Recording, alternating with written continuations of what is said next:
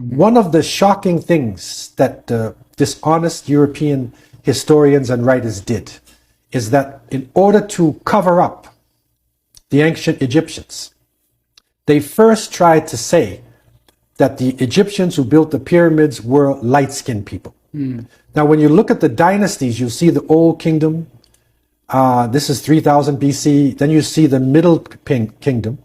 This is coming, around 2000. Then you see the New Kingdom, which is coming, right before AD.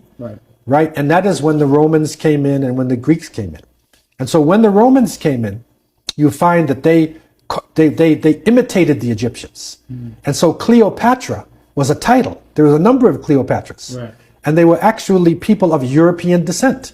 So there were European people who were sitting in the thrones like the pharaohs. And much of the artifacts and mummies that you get in the museums are from the New Kingdom. I see. It's not from the Old Kingdom. Right. So it's the New Kingdom. So people get confused and they say, well, these are Egyptian things. Yes, but these are after 3,000 years had gone by of their major pyramid building, 5,000 years of their civilization. Then these people come in right at the end, right? And so that was the first lie, that they are Indo-European people.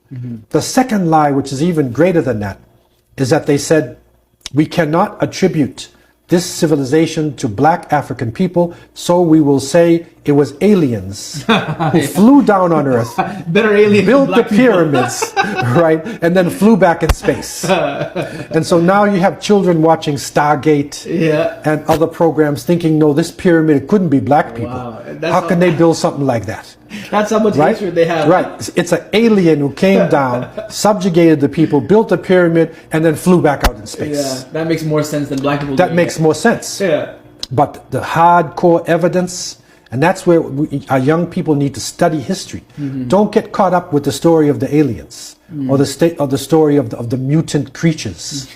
Right? No, let us get caught up with the history of our peoples. Right. History of humanity, the great achievements made in Africa. And that is the reason why Carter G. Woodson and the people developed Black History Month. And that was, to highlight these achievements. And this is not to say the achievements did not happen in China, in India, in Europe, in the Americas. No.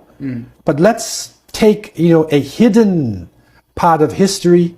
Let's uncover a legacy and let's give it to the world. And that is where, as a Muslim, as a person of African descent, I celebrate this time. It expands my mind, and I believe it will expand the mind of all children, not just black children. It will help white children to appreciate African Americans, African Caribbean, people from the African continent. They will appreciate that. And when they see LeBron James doing that slam dunk, they'll realize he's a scientist. And he may even be related, to the ancient Egyptians.